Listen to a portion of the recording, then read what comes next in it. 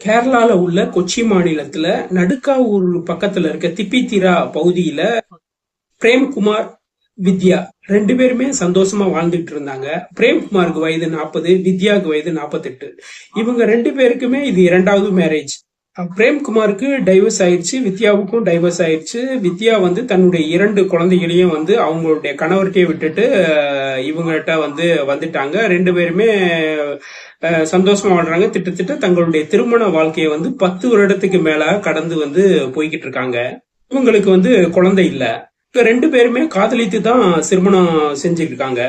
So ஒரு ஸ்டேஜ்ல வந்து செப்டம்பர் 23, 2019 வந்து உதயம்பேரூர் போலீஸ் ஸ்டேஷன்ல வந்து கம்ப்ளைண்ட் கொடுக்கறாரு. என்னுடைய மனைவியை காணான்னு சொல்றாரு. அவ எங்க போனா எதுவும் தெரியல. சோ அவர் வந்து என்னன்னா கிட்டத்தட்ட 3 நாள் ஆச்சு. அவர் வந்து தேடி அலைஞ்சிருக்காரு. எங்க போனான்னு தெரியல அப்படின்ற மாதிரி தான் அவர் கம்ப்ளைண்ட் கொடுக்குறாரு. போலீஸ் வந்து அந்த விசாரணையை ஏத்துக்கிட்டு என்னென்ன டீடைல் அப்படின்னு சொல்லி ஃபுல்லா கேக்குறாங்க. ஃபுல்லா கேட்ட பின்னாடி வந்து பக்கத்து வீடு, சோ வீட்டுல வந்து சர்ச் பண்றாங்க. சோ பக்கத்து வீடு, எதிர்த்த வீடு, சோ சொந்தக்காரவங்க, நண்பர்கள் எல்லாத்துட்டையும் வந்து கேக்குறாங்க, விசாரணை நடத்துறாங்க. விசாரிச்சுட்டு அதுக்கான விஷயங்களை வந்து ஃபாலோ பண்றாங்க. சோ மனைவியுடைய செல்போனை வந்து ட்ரேஸ் பண்றாங்க.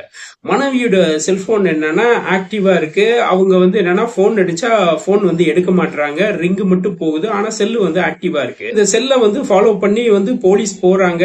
அவங்களால கரெக்டா கண்டுபிடிக்க முடியல. பஸ்ஸா, ட்ரெயினா, வேற ஏதாவது கார்ல போறாங்கன்னு தெரியல. அந்த இது வந்து மூவிங்லயே இருக்கு. செல்லு வந்து மூவிங்லயே இருக்கு. அவங்களால சரியா கண்டுபிடிக்க முடியல. ஒரு ஸ்டேஜ்ல வந்து செல்போன் சிக்னல் வந்து கேரளாவை தாண்டி கர்நாடகா தாண்டி வந்து பீகார் வர போகுது. சோ அவங்க மாநிலத்துக்கு போன் பண்ணி சொல்றாங்க, போறாங்க, பிடிக்க முடியல. சோ ஒரு ஸ்டேஜ்ல வந்து பீகார்ல வந்து அதை வந்து கண்டெடுக்கிறாங்க. அந்த செல்லை வந்து கண்டெடுக்கிறப்ப என்னன்னா அது வந்து இங்க இருந்து ட்ரெயின்ல வந்து பீகார் போயிருக்கு. சோ அப்படின்றப்ப அந்த ட்ரெயின்ல வந்து என்னன்னா கூடிக்க அந்த இதுல வந்து கவருக்கு பேக் சைடு உள்ள இருந்துச்சு. அதை எடுத்து பாக்குறாங்க. எடுத்து பார்த்துட்டு இமிடியேட்டா வந்து அங்க இருக்க போலீஸ் ஸ்டேஷன்ல சொல்லி பக்கத்துல இருக்கிற எல்லாத்தையும் வந்து ஃபுல்லாவே சர்ச் பண்ண ஆரம்பிக்கிறாங்க.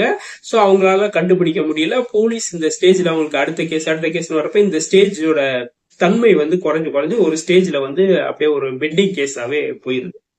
சோ கிட்டத்தட்ட காலங்கள் உருண்டோடுது. 1 மாசம் 2 மாசம் இப்படி போகுது. ஒரு ஸ்டேஜ்ல வந்து அந்த போலீஸ் ஸ்டேஷனுக்கு வந்து ஒரு உயர் அதிகாரி வர்றாரு. அந்த பழைய கேஸ் எல்லாம் பாக்குறப்ப வந்து இந்த கேஸ் வந்து திருப்பி தூசி தட்டலாம்னு சொல்லிட்டு அவர் ஹஸ்பண்ட கூப்பிடலாம் சொல்லி போன் அடிக்கிறாங்க. ரெஸ்பான்சிபிள் இல்ல. என்னடா அப்படின்னு சொல்லிட்டு சரி ஸ்ட்ரெயிட்டா வந்து வீட்டுல போய் பார்க்கலாம்னா வீட்டு பார்த்தா பூட்டி இருக்கு. பக்கத்துல கேக்குறாங்க, சார் அவர் வாடகை வீட்டுல தான் சார் இருந்தாரு அப்படின்னு. சோ ஓனர் கூப்பிட்டு இல்ல வாடகை வீட்டுல தான் இருந்தாரு, இப்ப எங்க போனான்னு தெரியல. அவங்க வந்து என்னன்னா கிளம்பிட்டாங்க. அதாவது என்ன சொல்லியிருக்காங்கன்னா, அது அவர் வந்து பக்கத்து வீடு மத்தவங்ககிட்ட என்ன சொல்லியிருக்காருன்னா, போலீஸ் வந்து கண்டுபிடிச்சிட்டாங்க. அவங்க வந்து கோவால இருக்கதா சொல்லியிருக்காங்க. கோவால வந்து அவங்களுடைய குழந்தைய இருக்கிற இடத்துலதான் இருக்காங்க, சேஃபா தான் இருக்காங்க, நானும் அங்க போறேன் அப்படின்ற மாதிரி அவர் சொல்லியிருக்காரு.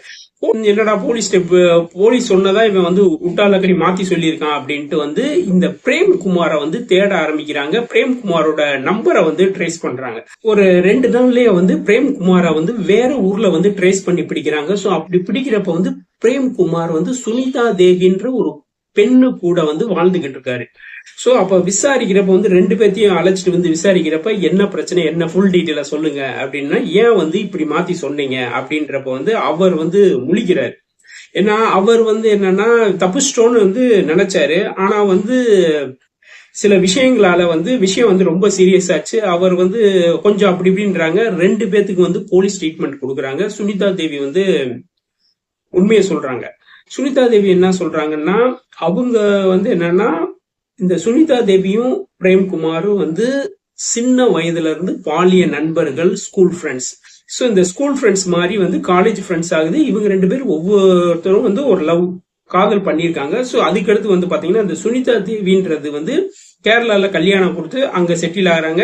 அங்க அவங்க மகிழ்ச்சியா ஒரு 3 குழந்தைகளோட தாயா இப்படி போகுது. சோ பிரேம்குமாருக்கு ஒரு மேரேஜ் ஆகுது. மேரேஜ் ஆகி அந்த மேரேஜ் வந்து டைவர்ஸ்ல முடியுது. அப்புறம் வந்து இன்னொரு பொண்ணை வந்து காதலிச்சு கல்யாணம் பண்ணிக்கிறாரு. சோ அவருடைய லைஃப் இப்படி.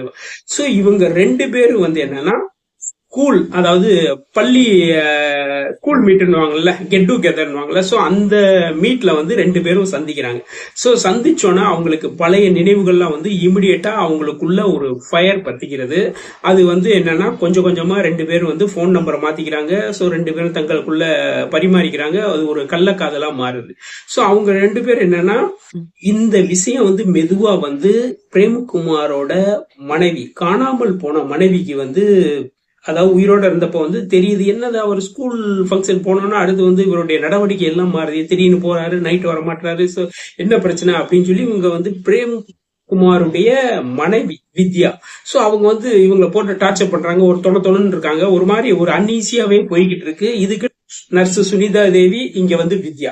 சோ இந்த என்னன்னா வித்யா வந்து என்னன்னா பிரேம்குமார் நொய்யின்னு இருக்கப்ப வந்து அவன் ஒரு டைம் டென்ஷன் ஆகுறான். பிரேம்குமார் வந்து தன்னுடைய மனைவிட்ட என்ன சொல்றான்னா, உனக்கு தான் வந்து உடம்புல பிரச்சனையா இருக்கே, ஆயுர்வேதம் வந்து ஒரு இடத்துல சூப்பரா பாக்குறாங்க, போலாம் அப்படின்னு சொல்லி அவன் மைண்ட வந்து என்னவோ கழுவி கூட்டிட்டு போறான். சோ அவன் கூட்டிட்டு ஒரு கார்ல கூட்டிட்டு போயிட்டு ஒரு ஒதுக்குப்புறமான ஒரு வீட்டுக்கு கூட்டிட்டு போறான். வீட்டுக்கு கூட்டிட்டு போயிட்டு வா இங்கதான் இருக்காங்க அப்படின்னு சொல்லி கூட்டிட்டு போறான். உள்ள போய் உட்கார வைக்கிறான். ஃபேன் எல்லாம் போட்டு விடுறான். இந்த அம்மா இப்படி இருந்து இப்படி பாத்துக்கிட்டே இருக்கு. பார்த்தா உள்ள இருந்து சுனிதா தேவி வருது. ஏற்கனவே சுனிதா தேவியை பத்தி அதுக்கு தெரிஞ்சிருக்கு. அந்த வந்தோடனே இந்த அம்மா வந்து டென்ஷன் ஆயிட்டா. பயப்படாதீங்க அப்படின்னு சொல்லி, நான் வந்து நர்ஸ், நான் நல்லாவே ட்ரீட்மெண்ட் பண்ணுவேன் அப்படி இப்படின்னு பில்டப் பண்ணிட்டு அவங்களுக்கு தேவையான ஒரு ஸ்வீட்டு காரம் எல்லாம் கொடுத்து அப்படியே ஆசுவாசப்படுத்துது. ஒரு ஸ்டேஜ்ல அவங்களுக்கு வந்து மதுபானத்தை கலந்து அதிக அளவு வந்து ஊற்றி கொடுத்து தள்ளாடுற மாதிரி வச்சு அந்த ஹஸ்பண்ட் வந்து என்னன்னா அந்த பொண்ணை வந்து கழுத்தை நெரிச்சு அங்கேயே கொலை பண்றாரு. இதுக்கு வந்து ஒத்தாசியா வந்து கள்ளக்காதலி, பள்ளி தோழி, அவ வந்து எல்லாத்துக்குமே துணையா இருக்கா. சோ அங்க வந்து வித்யாவை முடிக்கிறாங்க.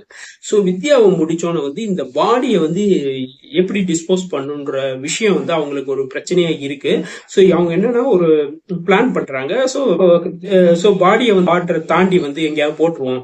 சோ ஈஸியா வந்து இங்க கேரளா போலீஸ் கண்டுபிடிக்க முடியாதுன்னு சொல்லி அவங்க என்னன்னா கார்ல வந்து என்னன்னா இறந்து போன ஒய்ஃபை வந்து பேக் சீட்ல உட்கார வச்சுட்டு அது பக்கத்திலேயே வந்து சுனிதா தேவி உட்காந்துட்டு, சோ இப்படி கை மேல கை போட்டுட்டு அவளை இப்படி சாய வச்சுட்டு காரை கிளம்புது. அவன் வந்து வண்டி ஓட்டுறான். சோ இப்படி வந்து தமிழ்நாட்டு பார்டரை தாண்டி வந்து போறாங்க. சோ தமிழ்நாடு பார்டரை தாண்டி போயிட்டு வந்து திருநெல்வேலியில வந்து வள்ளியூர் பக்கத்துல ஒரு ஒதுக்குப்புறமான இடத்துக்கு போய் கார்ல போய் அங்க வந்து பாடியை வந்து போட்டுடுறாங்க. அதாவது யாருக்குமே அந்த சைடு போக முடியாத இடத்துல ஒரு பாடி எடுத்து போட்டுட்டு இவங்க வந்து திருப்பி வந்து கேரளா ஊருக்கு வந்துட்டாங்க. அவங்க அந்த அம்மா வந்து வீட்டுக்கு போயிட்டாங்க, இவன் வீட்டுக்கு போயிட்டான். சோ இப்படிதான் இருக்கு. அந்த ஒரு 3 நாள் போகுது. 3 நாள் போனோன்னு அவன் வந்து போலீஸ்ட போய் வந்து கம்ப்ளைண்ட் கொடுக்குறான், என் ஒய்ஃபை காணா அப்படின்ட்டு. சோ இதுக்கான விசாரணை இப்படிதான் அந்த சர்க்கிள்ல வருது. சோ வந்து என்னன்னா போலீஸ் வந்து எல்லாமே கேட்டுட்டு சோ இமிடியேட்டா வந்து அந்த திருநெல்வேலி வள்ளியூர் அந்த டிபார்ட்மெண்ட் இருக்கிற போலீஸ் ஸ்டேஷன்ல வந்து சொல்றாங்க. சோ அவங்க வந்து என்னன்னா அங்க என்ன பிரச்சனைனா இந்த பாடி வந்து கிடைச்ச பின்னாடி, போலீஸ் கையில கிடைச்ச பின்னாடி வந்து இந்த பாடியோடைய உருவம் வந்து போட்டோ எடுத்து எல்லா போலீஸ் ஸ்டேஷனுக்கு அனுப்புறாங்க. பக்கத்துல இருக்க எல்லா ஸ்டேஷனுக்கு அனுப்புறாங்க. எந்த ஒரு இதுக்கும் ரெஸ்பான்சிபிள் இல்ல. பத்திரிகையில விளம்பரம் கொடுக்குறாங்க, அதுக்கும் ரெஸ்பான்சிபிள் இல்ல. தொலைந்து போன ஏதாவது கம்ப்ளைண்ட் வருதான்னு பாக்குறான், அதுக்கு எதுவுமே. ஒரு ஸ்டேஜ்ல வந்து கவர்மெண்டோட விதிப்படி என்னென்ன செய்ய முடியுமோ செஞ்சு அதுக்கு வந்து என்னன்னா ஒரு அனாதை பணமா அதுக்கு என்ன சிறப்பு செய்யணுமோ அதை செஞ்சுட்டு முடிச்சிடறாங்க. போட்டோ மட்டும் எடுத்து வச்சு ஃபைல் காப்பியில வச்சிருக்காங்க. சோ இப்படிப்பட்ட நேரத்துல போலீஸ் பண்ணோம்னா அந்த இது எடுத்து காப்பி இவரா அப்படின்னு சொல்லி வாட்ஸ்அப்ல அனுப்புறாங்க. ஆமா அப்படின்னா ஃபுல் டீட்டெயிலா அந்த என்னன்னா அவங்க பேரண்ட்ஸ்ட வந்து காமிக்கிறாங்க. அதாவது வித்யா, இறந்து போன வித்யாவுடைய பெற்றோர்கிட்ட அந்த பொண்ணு வந்து அந்த போட்டோ பாடி பார்த்தோன்னே ஆமா சார் அப்படின்னு சொல்லிருச்சு. சோ இமிடியேட்டா அவங்க ரெண்டு பேர்த்தையும் அரெஸ்ட் பண்ணி உள்ள போறாங்க. சோ அப்ப வந்து அந்த விசாரணையில வந்து அவங்க என்ன சொல்லியிருக்காங்கன்னா, வித்யாவுடைய செல்போன் இத வந்து திரிசியம் படம் பார்த்து தான் நாங்க வந்து இப்படி பண்ணியிருக்கோம். அதாவது வித்யாவுடைய செல்போனை வந்து என்னன்னா ரயில்வே ஸ்டேஷன்ல உள்ள வந்து உள்ள ஒரு குப்பை தொட்டில உள்ள ஓரத்துல வச்சு போட்டாங்க. சோ ஆட்டோமேட்டிக்கா வந்து போலீஸ் வந்து ட்ராக் பண்ணிக்கிட்டே இருக்கப்ப சோ வேற விதமா போகும்னு அவங்க வந்து அந்த திரிசியம் படத்தை பார்த்து தான் வந்து சொன்னேன் அப்படின்னு சொன்னாங்க. சோ இது ஒண்ணு. இன்னொன்னு வந்து நம்ம இந்த கதையை கேட்டோம்னா வந்து 96 படத்துடைய கதை ஞாபகம் வரும். பிரேம்குமாரும் சுனிதா தேவியும் தங்களுடைய வாழ்நாள் ஃபுல்லும் இனிமேல் ஜெயில தான் கழிக்க போறாங்க.